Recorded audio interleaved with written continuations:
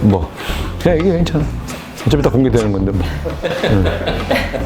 이제는 정화될지는 필요 없고 강원본부하고 저는 장동혁 대표는 우리 민주당 입장에서 보면 효자죠. 네, 정말 제가 생각할 때 이렇게 도움을 많이 주실 수가 있나? 그 부산 시민들이 그 정도는 다 이해해 줄 거라고 봐요. 국민의힘이 좀 그 굵직한 선거 전략이 너무 없다. 두 분이 단일화 가능성은 0%라고 봐요. 그분은 국민의힘 잘 되라고 선거하는 게 아니라 국민의힘 망하라고 선거를 나오신 분이기 때문에 박민주 후보는 이번에 양보하면 정치 생명 끝입니다. 그건 악의적인 비방이죠. 캠프에 그 대부분의 책임자들은 다 강원도에서 오랫동안 활동했던 분들이거든요. 서울 사람이냐 강원 사람이냐 이렇게 구도를 나누는 것도 되게 못된 짓이에요. 국회의원 5선 불출마를 선언하고 청년 정치인들에게 그 지역구를 양보한 이후에 내 오랜 구상이 있어요. 제 꿈이고. 그래서 고향에 와서 제가 갖고 있는 경험과 능력을 가지고 고향을 좀 발전시키고 싶다. 이런 생각은 있었는데 그러나 또 서울에서 정치를 오래 한 사람이 선뜻 나서기가 쉽지 않은 조건이었잖아요. 그런데 이재명 대통령이 그 대선 후보 시절에 첫 방문지로 강원도를 제 고향 철원을 방문했을 때에 저에게 권유를 했었어요. 강원도를 맡아서 한번 해보면 어떻겠냐. 그래서 그때 사실 진지하게 이제 고민을 시작했고 그 대선 선거운동 기간 중에 이제 최종 결심을 했죠. 저의 그런 오랜 구상과 대통령 후보의 권유가 저를 강원도로 오게 한 직접적인 이유입니다.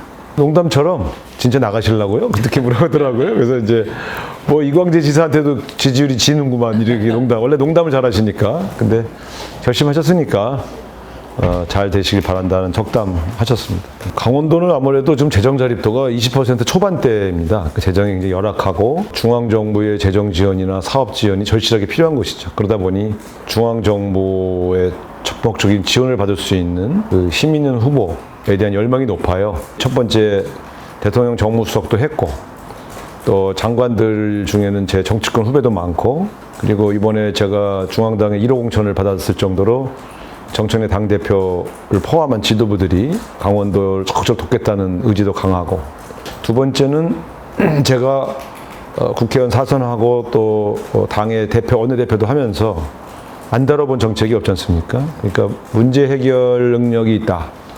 상당히 많은 부분의 정책이 해박하고 그걸 해결할 수 있는 정책적 대안을 가지고 있다. 이런 것들이 사실은 제 경쟁자하고 비교되는 저만의 장점이라고 생각합니다.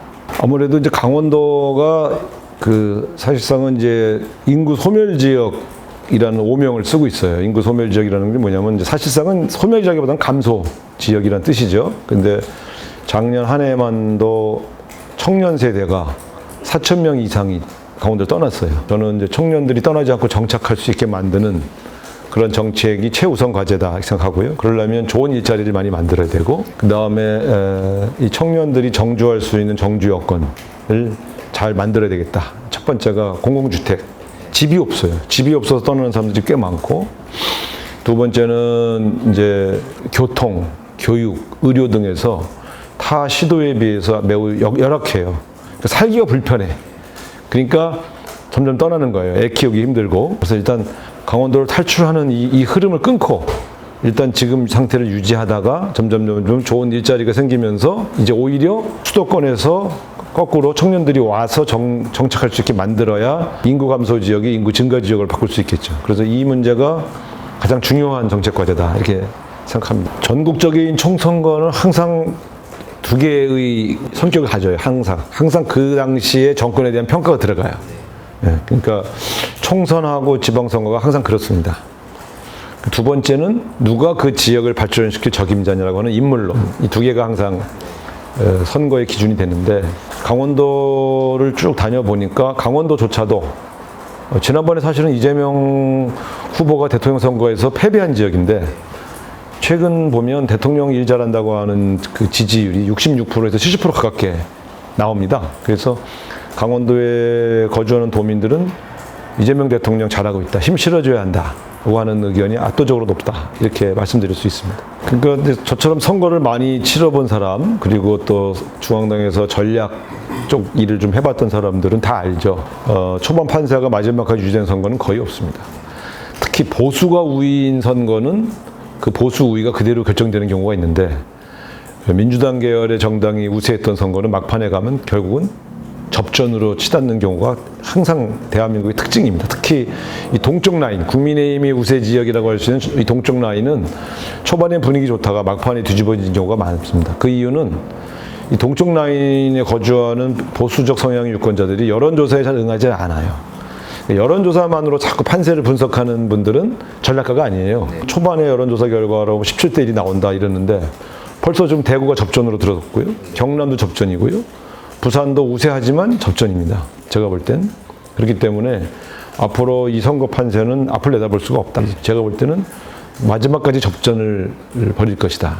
다만 수도권 지역에서 그 국민의힘의 이 공천 과정이 매끄럽지 않았던 측면들이 꽤 있어서 수도권에서는 좀 우세할 가능성이 매우 높죠. 장동혁 지도부 리스크라는 게 사실은 원래 선거를 칠 때는 지도부들은 리스크를 최소화하는 역할을 주로 하고 각 지역의 광역단체장 후보들이 키맨이 돼서 그 지역 선거를 진두지휘하거든요. 그러니까 당이 피해를 주는 경우는 거의 드물었는데 국민의힘 같은 경우는 이번에 특별히 한동훈 전 대표 같이 분열적인 요소들도 있는 데다가 장동혁 대표의 미국 방문 등 이렇게 지도부 리스크가 너무 커요. 그러니까 전통적인 민주당 지지 지역, 전통적인 국민의힘 지지 지역은 뭐 전통적 지지층의 결집만으로도 여러 가지 판세가 왔다 갔다 하지만 수도권 일각은 또 몇 개의 접전 지역은 당 지도부들 리스크가 있으면 무조건 불리해지거든요. 그런 측면에서는 장동혁 대표는 우리 민주당 입장에서 보면 효자죠. 네, 정말 제가 생각할 때 이렇게 도움을 많이 주실 수가 있나. 저도 선거를 많이 치러봤지만 대통령이 실수해서 대통령이 있는 정당이 피해본 적은 있어도 야당의 지도부가 제대로 하지 못해서 피해를 주는 경우는 굉장히 드물거든요.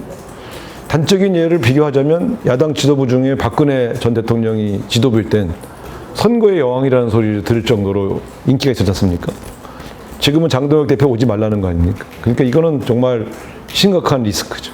부산 시민들이 그 정도는 다 이해해 줄 거라고 봐요. 국민의힘의 중앙이나 아니면 그 지역에 있는 후보들도 보면 큰 꼬투리를 잡을 수 없으니까 비교적 좀 사소한 문제를 가지고 자꾸 쟁점을 만들려고 하는데 그게 선거 판세에 영향을 크게 미치는 사안들이 아니거든요. 국민의힘이 좀 그 굵직한 선거 전략이 너무 없다. 왜 이렇게 준비가 안 돼 있지? 이런 생각을 할 정도로 되게 사소한 트집 잡기 이런 게 꽤 많아요. 근데 이번 선거는 그런 정도의 흠집내기로는 아마 판세가 바뀌지는 않을 겁니다. 두 분이 단일화 가능성은 0%라고 봐요. 무소속 후보라 하더라도 원래 같은 당의 출신이 서로 선의 경쟁을 하다가 막판에 합치는 경우는 있어요. 그런데 지금 같은 경우는 사실 한동훈 대표는 장동혁 국민의힘 대표의 이를 갈고 지금 선거를 뛰고 있는 거 아닙니까? 그러니까 그분은 국민의힘 잘 되라고 선거하는 게 아니라 국민의힘 망하라고 선거를 나오신 분이기 때문에 그런 분이 국민의힘이 승리하기를 바라면서 박민식 후보에게 양보해 줄 리는 없다. 저는 그렇게 보고요. 국민의힘 박민식 후보도 전재수 후보에게 몇 번 져가지고 절치부심하고 있는데 모처럼 찾아온 기회인데 한동훈 후보가 날아온 거는 해방군이 나타난 것처럼 느껴질 거 아니겠어요? 그렇기 때문에 본인이 양보할 이유가 없죠. 박민식 후보는 이번에 양보하면 정치 생명 끝입니다. 하물며 장동혁 대표가 그 단일화를 용서할 리가 없지 않습니까? 그러니까 왜냐하면 자기가 한동훈 대표를 쫓아냈는데 그런 측면에서 본다면 부산에서의 두 후보는 단일화 가능성이 거의 없다.